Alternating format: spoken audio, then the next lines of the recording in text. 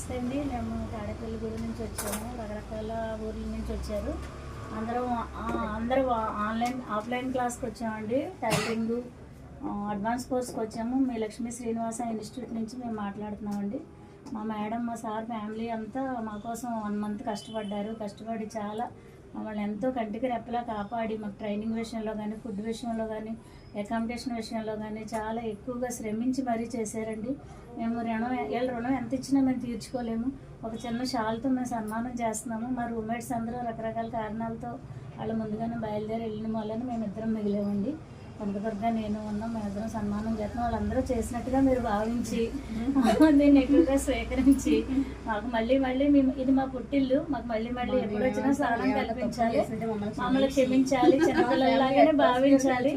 చాలా హ్యాపీగా ఉన్నాం మేము.